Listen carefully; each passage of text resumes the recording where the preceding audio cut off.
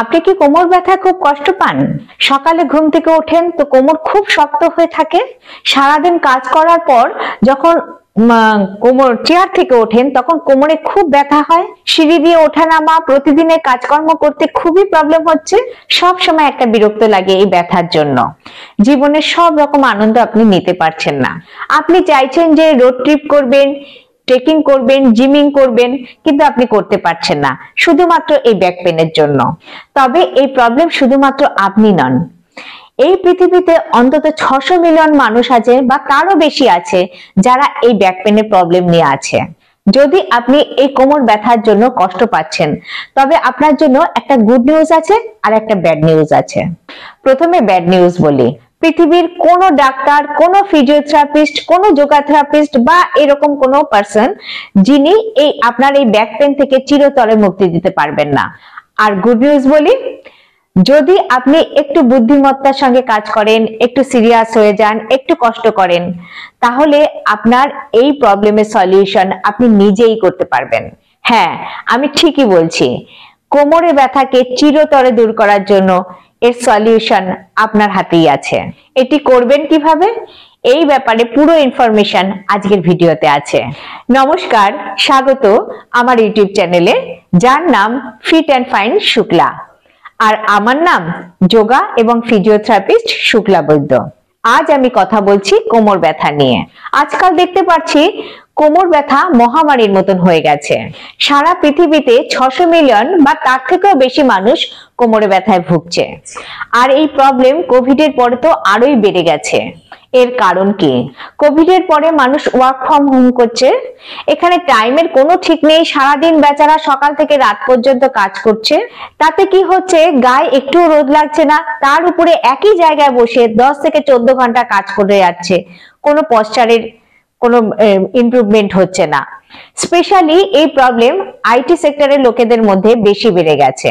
এখন তো এমন দেখা যায় যে বাবার ছেলে একই সঙ্গে ডাক্তারের কাছে কোমরে ব্যথা নিয়ে যাচ্ছে। এখন জানবো আমাদের এই কোমর ব্যথা হলো কেন, কোন কোন পসিবিলিটিস থাকে এই কোমরে ব্যথা হওয়ার।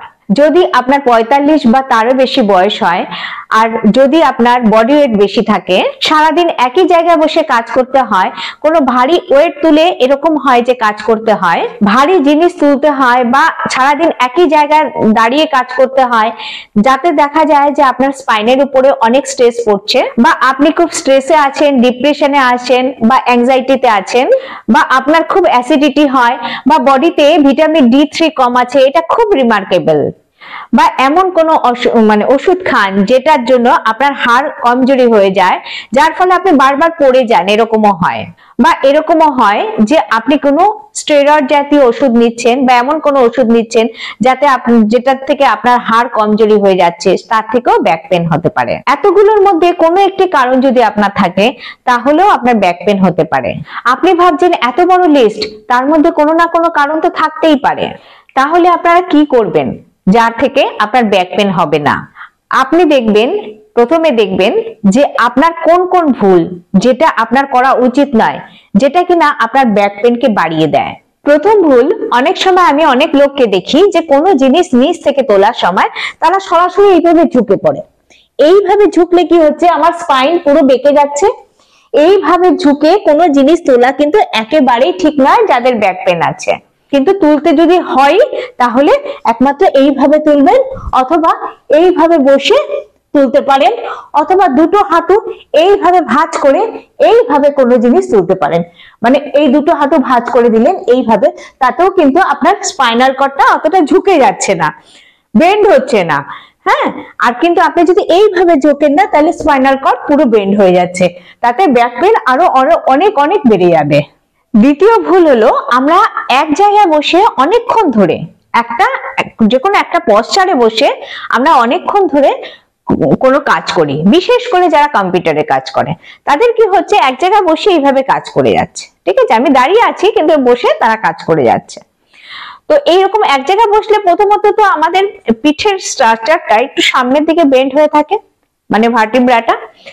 আর অনেকে আছে এরকম কাজ করতে করতে তারা হয়তো একদিকে এরকম হেলে গিয়ে হয়তো কাজ করছে বসে, আমি তো দাঁড়িয়ে আছি, দাঁড়িয়ে বলছি, কিন্তু এরকম বসে হয়তো একদিকে হেলে গিয়ে কাজ করছে, হয়তো দীর্ঘক্ষণ একই পশ্চারে আছে, তার খেয়ালও নেই।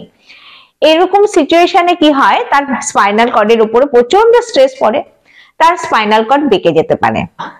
তৃতীয় ভুল হলো, ধরুন আপনি ভাবলেন যে আপনার এক্সারসাইজ করা দরকার, তার জন্য আপনি বেশ ফুল এনার্জি নিয়ে আপনি হাঁটতে শুরু করে দিলেন, বা জিম করা শুরু করে দিলেন, বা প্রচুর এক্সারসাইজ করলেন, ঠিক আছে, হঠাৎ করে, মানে তার আগে কোনো প্র্যাকটিসই ছিল না, হঠাৎ করে দুম করে শুরু করে দিলেন। তখন কি হবে, তখন আর আমরা যখন এক্সারসাইজ করি শুরু করি বা যাই করি না কেন, জিমিং করি কি রানিং করি কি জগিং করি, যাই করি না কেন, তাতে কি হচ্ছে, প্রথমে আমাদের কিন্তু এই অ্যাবডোমিনাল মাসেল আর ব্যাক মাসেলের উপরে খুব জোর দিতে হবে। মানে এই অ্যাবডোমিনাল মাসেল আর ব্যাক মাসেল মিলে তৈরি হলো, এই দুটো মাসেল মিলে এটাকে বলে কোর মাসেল। এই কোর মাসেলকে স্ট্রেনথেন করাটা খুব ইম্পর্টেন্ট। আমরা যদি এই কোর মাসেলকে স্ট্রেনথেন না করি, তাহলে আপনি যাই এক্সারসাইজ করুন, যাই করুন না কেন, আপনার ব্যাক পেন হবেই। এই কোর মাসেলকে স্ট্রেনথেন করাটা খুব জরুরি।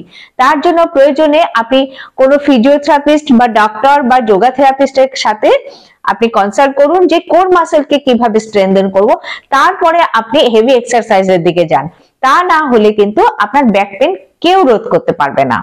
আর চতুর্থ ভুল হলো আপনার সফট ম্যাট্রেস।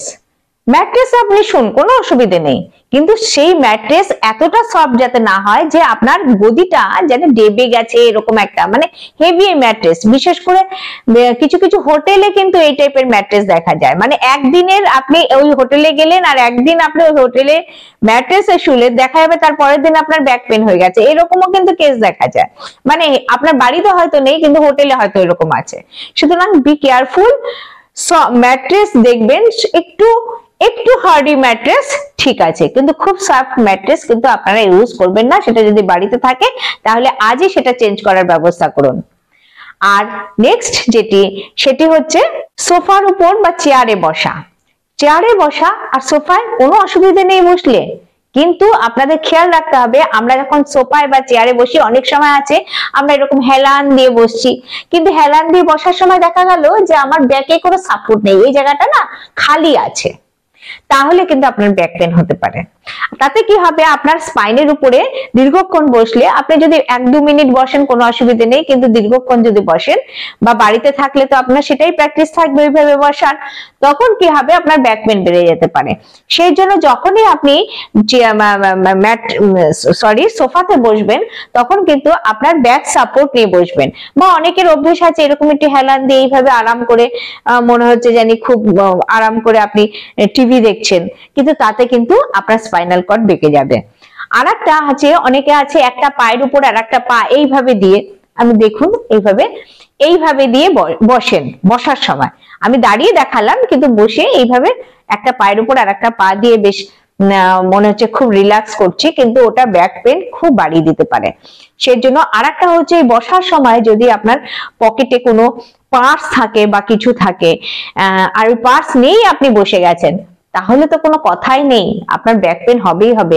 এই সমস্ত ব্যাড হ্যাবিট গুলো আপনাকে কিন্তু চেঞ্জ করতে হবে।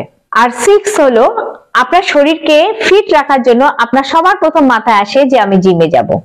এবারে জিমে যান, কোনো অসুবিধা নেই, কিন্তু জিমে যাওয়ার আগে বা জিমে গিয়ে আপনি দুম করে অনেক এক্সারসাইজ একসাথে শুরু করবেন না। আমরা ভাবি এতদিনে, এই কদিনে একটা টার্গেট নিয়ে কদিনে আমাদের মাসেলকে স্ট্রেনথেন করব, বা এই করব, বা বডি ওয়েট লুজ করব, এত টার্গেট নিয়ে এইভাবে দুম করে এক্সারসাইজ কিন্তু শুরু করবেন না, যদি আগে থেকে এক্সারসাইজ করা প্র্যাকটিস না থাকে। এক্সারসাইজ করুন, কিন্তু ধীরে ধীরে শুরু করুন, ধীরে ধীরে ওটাকে এগিয়ে নিয়ে যান, তাহলে কিন্তু সমস্যা হওয়ার চান্স বিশেষ একটা থাকে না। তা না হলে ওই জিম ফেরত পেশেন্ট কিন্তু আমাদের কাছে আসে ব্যাক পেন নিয়ে। এখন বলবো এমন কিছু গুড হ্যাবিট যেগুলো করলে আপনার ব্যাক পেন হবেই না। কখনোই এক জায়গায় বসে, একই পশ্চারে বসে বা এক জায়গায় বসে আপনি দীর্ঘক্ষণ কাজ করবেন না। যদি আপনাকে কাজ করতেই হয়, তাহলে কিছুক্ষণ বাদ, মানে আধ ঘন্টা বা 1 ঘন্টা বাদে একটু দাঁড়িয়ে পড়ুন, দাঁড়িয়ে একটু স্ট্রেচ করে নিন নিজেকে, বা এইভাবে একটু স্ট্রেচ করে নিন, এইভাবে এইভাবে একটু স্ট্রেচ করে নিন, ব্যাকে এইভাবে একটু স্ট্রেচ হয়ে যাবে। বা একটু সব থেকে ভালো হয় যদি একটু হেঁটে আসতে পারেন, তাহলে তো আরো ভালো। এইভাবে নিজেকে একটু একটু এইভাবে নিজের শরীর অনুযায়ী বা নিজের কাজের সিচুয়েশন অনুযায়ী আপনি নিজের কাজকে, নিজের এই সতর্কতাটাকে একটু মেনটেন করবেন, তাহলে কিন্তু আপনার ব্যাক পেন হওয়ার চান্স অনেক অনেক অনেক কমে যাবে। দ্বিতীয়ত, প্লিজ আপনার পশ্চারের দিকে নজর রাখুন। আপনি যখন চেয়ারে বসছেন তখন আপনার কার্ভেচার, ব্যাকের কার্ভেচার, স্পাইনাল কর্ডের কার্ভেচার যেন সঠিক থাকে। আর ব্যাকে আপনি অবশ্যই একটা সাপোর্ট নিয়ে নিন, যাতে কিনা আপনার ব্যাকের উপর ওভার স্ট্রেস না হয়। থার্ড, আপনার এক্সারসাইজের দিকে নজর দিন। যদি আপনার বডি ওয়েট বেশি থাকে তাহলে বডি ওয়েট কম করুন আর রেগুলার এক্সারসাইজ করুন।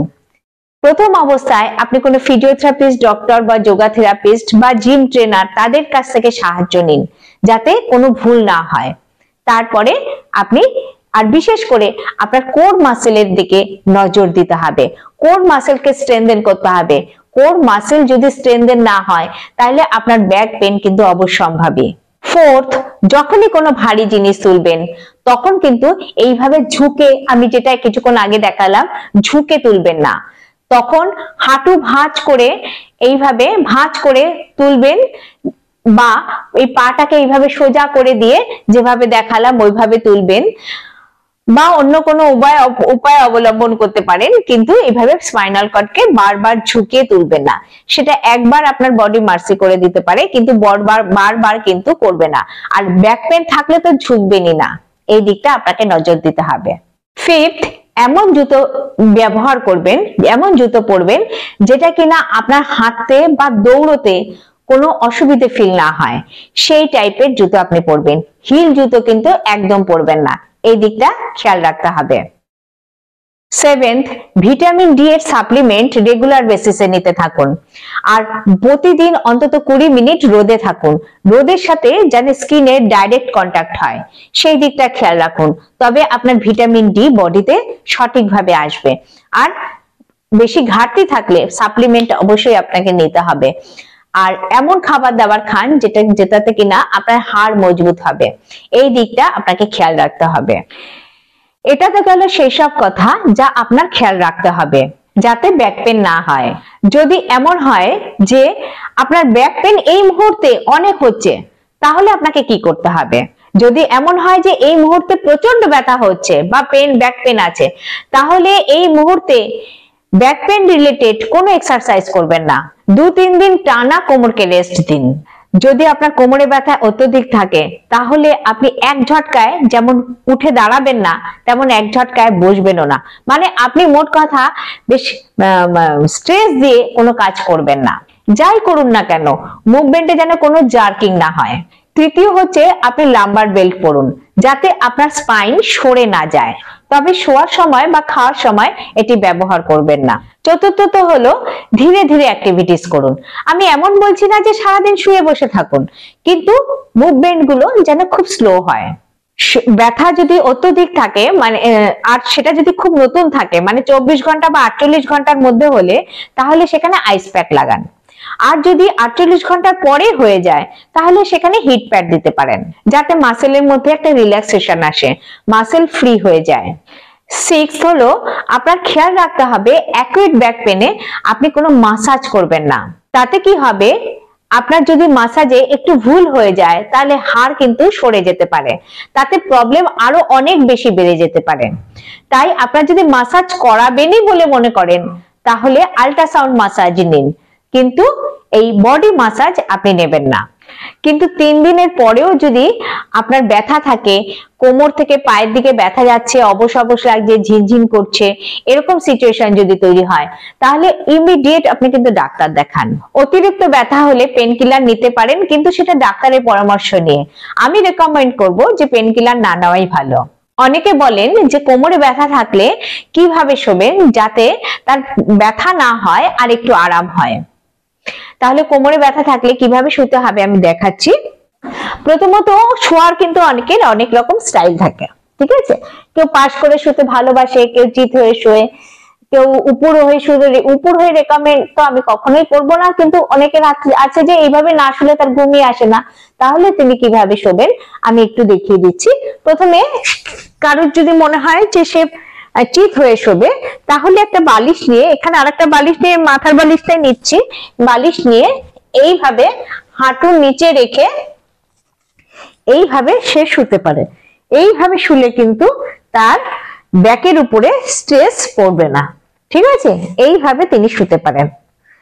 আর কারোর যদি মনে হয় যে সে সাইড হয়ে শুবে, তাহলে একটা বালিশ এইভাবে, সে মাথায় একটা বালিশ থাকবে, আমার মাথার বালিশটাই আমি পায়ে দিলাম, একটা বালিশ এইভাবে পায়ের নিচে দিয়ে দেবে।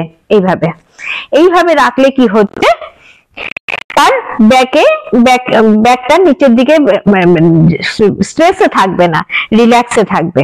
আর কেউ কেউ আছেন যিনি উপর হয়ে শুতে ভালোবাসেন, কিন্তু উপর হয়ে শোয়াটা কিন্তু একদমই উচিত নয়। ব্যাক পেন থাকলে ভীষণ স্ট্রেস পড়ে উপর হয়ে শুলে ব্যাকে।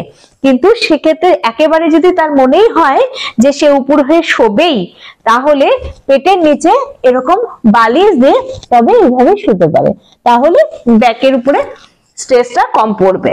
তবে আমি কিন্তু কখনোই সাজেস্ট করব না যে আপনি উপর হয়ে শুন। তো মনে হচ্ছে সব ব্যাপারেই আমি ডিটেলে বলে দিয়েছি যে কি করতে হবে আর কি করতে হবে না, আপনি কিভাবে শোবেন ইত্যাদি। ব্যাস, এগুলোকে ট্রাই করা শুরু করে দিন। আই হোপ আপনার ভালো রেজাল্ট আসবে, আর ব্যাক পেন নিয়ে কষ্ট পেতে হবে না। জীবন আপনার আনন্দে কাটুক, ব্যথা নিয়ে নয়। এছাড়াও যদি কোনো প্রশ্ন থাকে তবে সেই প্রশ্ন আপনি কমেন্ট বক্সে করতে পারেন, আমি অবশ্যই তার উত্তর দেব। আর ভিডিও যদি আপনার পছন্দ হয় তবে অবশ্যই একে লাইক করে দিন। আর এর সাথে যত আপনার পরিচিত বন্ধু বান্ধব আত্মীয় স্বজন আছে যাদের ব্যাক পেন আছে বা হতে পারে, তাদেরকে এই ভিডিও শেয়ার করে দিন। আর যাওয়ার আগে আমার চ্যানেলকে অবশ্যই একটা সাবস্ক্রাইব করে দিন। তো আজ এইটুকুই, আবার দেখা হবে এরকমই হেলদি এবং ইন্টারেস্টিং ভিডিও নিয়ে। ততক্ষণের জন্য নমস্কার।